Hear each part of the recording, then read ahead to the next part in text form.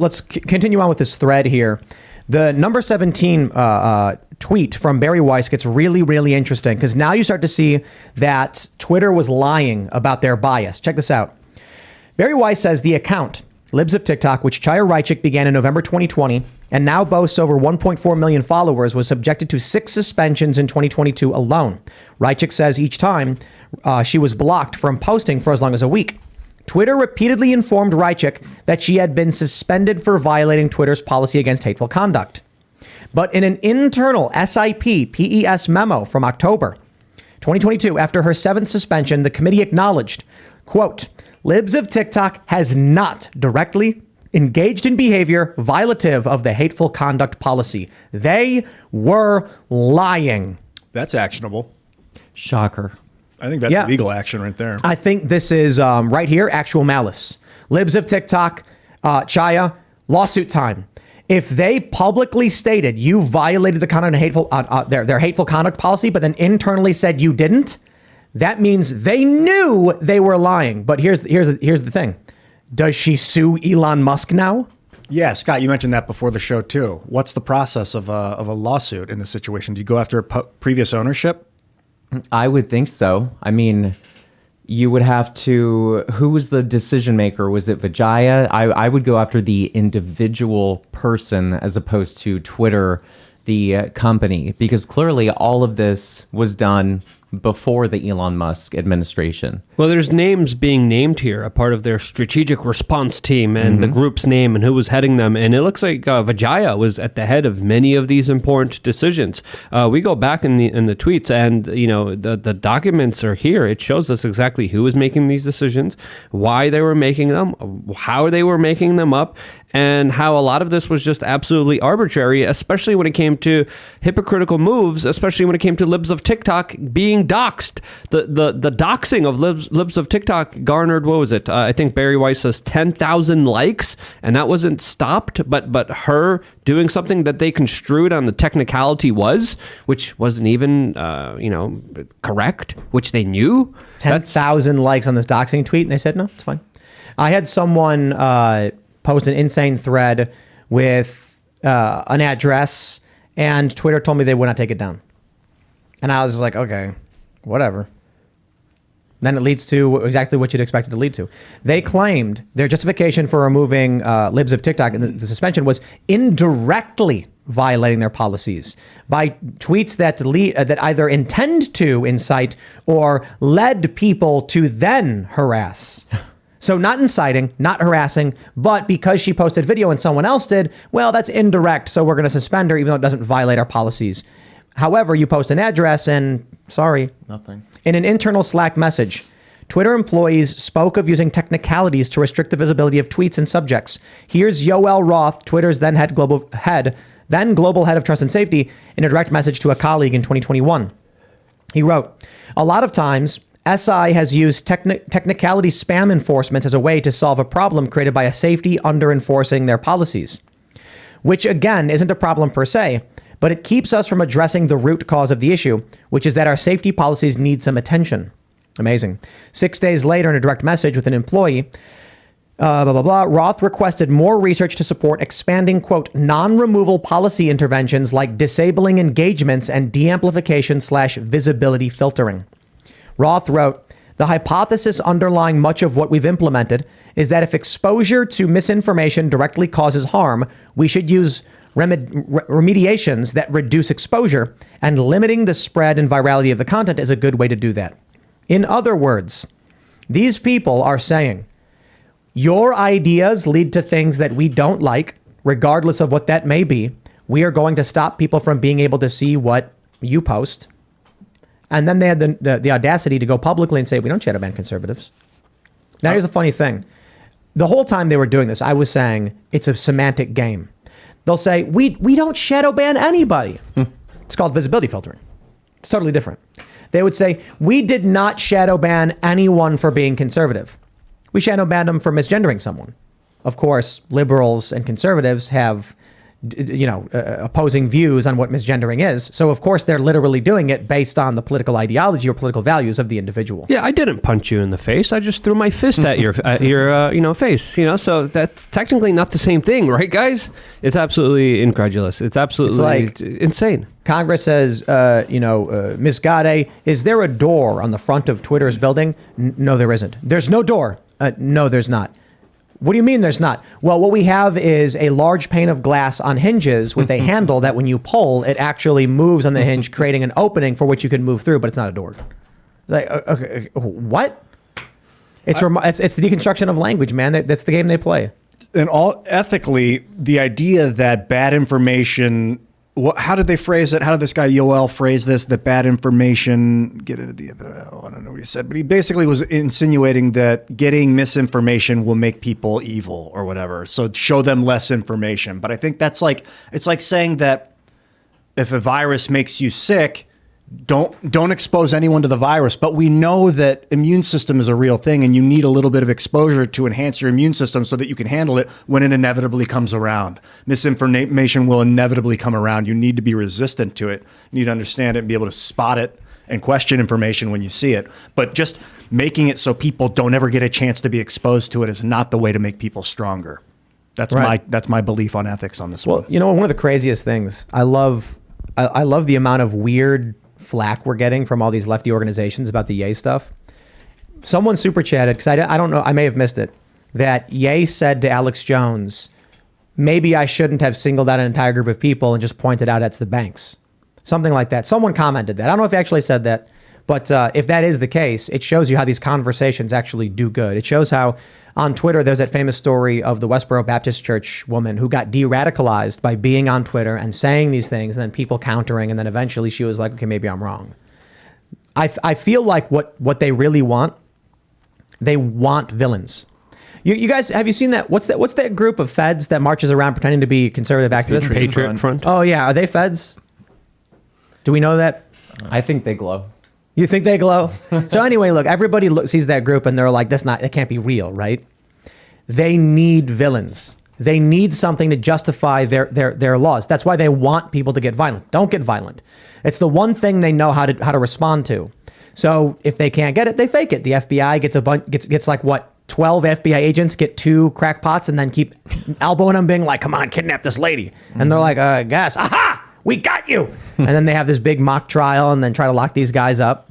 They need villains. Well, it's essentially what the CIA has been doing with American foreign policy for the last few decades, going all the way back to the Mujahideen in Afghanistan that became the Taliban, going back to, of course, the rebels in north of Iraq that became ISIS, and in Syria that, of course, were there against the regime because we needed regime change. And I could keep going on and on and on, but there's a long history of setting up your opposition in order to give yourself an excuse to have stricter, tougher, more brutal force down. Yeah, the Patriot Act is another example of it.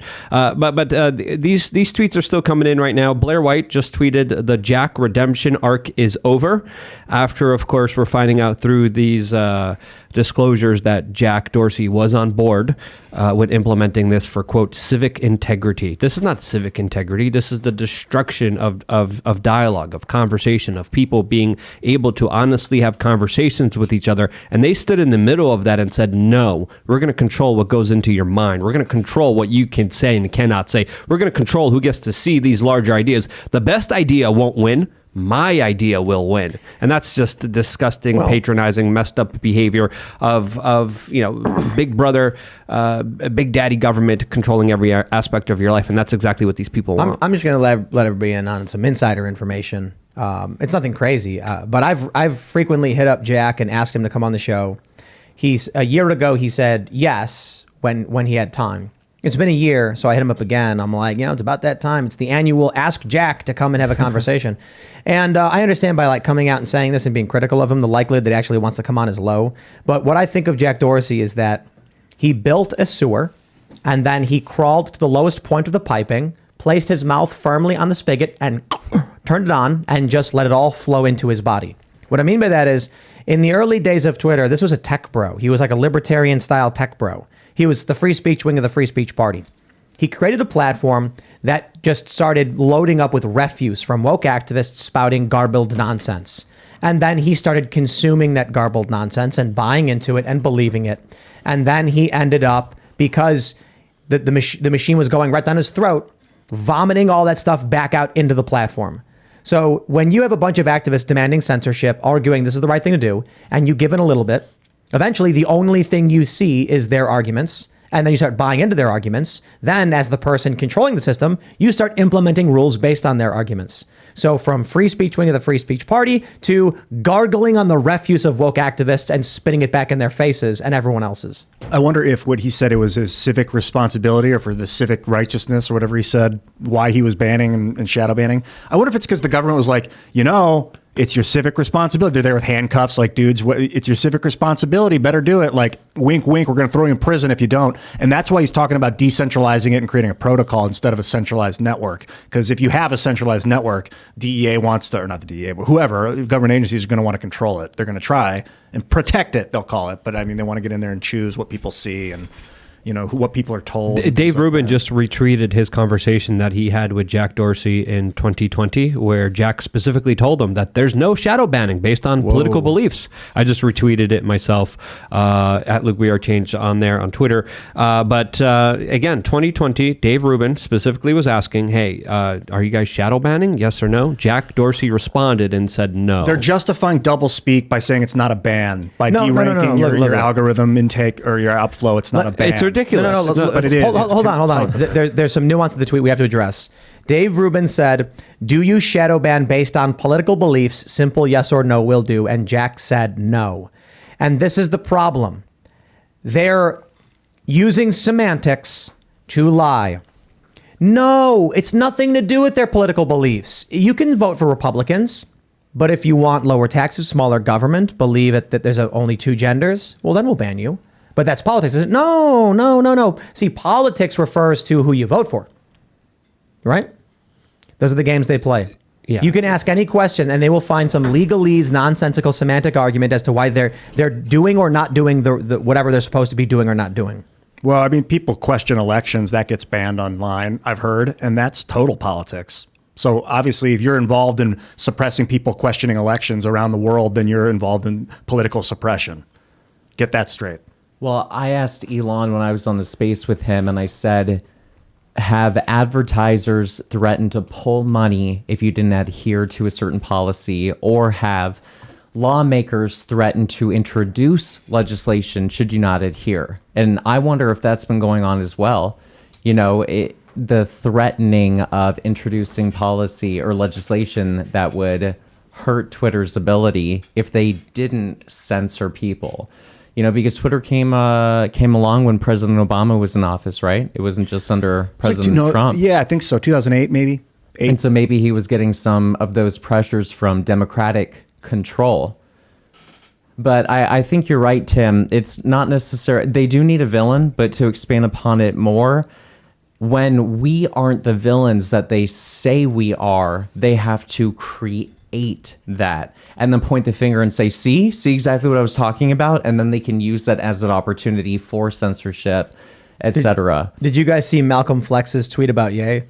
It was brilliant. He was like, Ye went on with Tim Pool, Alex Jones, and Gavin McInnes, these people that the left keeps claiming are Nazis, and none of them would agree with him on the Jews. It must have been very frustrating for Ye. I'm talking about, dude. Ye exposed Alex Jones for being awesome. Well, it was a picture of Ye being sitting there looking all frustrated. Right. He was looking all down. Yeah, I retweeted that one too. It was the Bernie Sanders meme where he's sitting there, but they put Ye's face mask over it and his jacket.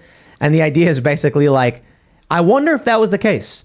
If you're Ye and you're not super into politics this way, you may have some ancillary view of it, but the activists keep saying oh, Alex Jones is a fascist, he's a Nazi. And then you're like, okay, so you go and hang out with him, and Alex is like, no, I hate all those people, I want nothing to do with it. You're like, wait, what? Everybody told me that was the case. So this is the funny thing. Even Gavin McInnes, who they claim is the far-right, white supremacist, neo-Nazi, Proud Boys, he's telling Ye to stop judging people based on being a part of a group and to judge them like individuals. And I wonder if what Ye actually did was just grabbing the Overton window and ripping it as far to the right as he possibly could. I think so. He really made Alex look like a good guy. The interview made Alex look like the defender of righteousness, man. because Ye was throwing some nonsense at him, and he knew he was. And Alex was just like, I gotta stop you there, man. Well, they're one bridge too far. They're desperately trying. So there's an article that came out. It's from, I think, maybe The Independent or something, or Yahoo. And it was like Tim Pool profited off of Ye's anti-Semitism or something like that. And then it was like, because he came on the show and said this stuff, and then I disagreed with him and we made super chats, they're arguing that it was profiting off of hate or whatever. And I'm like, or is it profiting off of opposing hate? They're just going to keep lying. They're going to keep trying to manufacture some kind of narrative to create boogeymen and villains, because the only thing they have, it's a cult. It's very disturbing that people think we could create a world where people aren't mean or cruel. Like, that is complete impossibility and insanity to think that we could suppress the human will so much that people will just be nice all the time. Thanks for watching this clip from the Timcast IRL podcast. Hang out with us live Monday through Friday at 8 p.m. and become a member over at timcast.com for uncensored, members-only shows exclusive. Thanks for hanging out, and we'll see you all next time.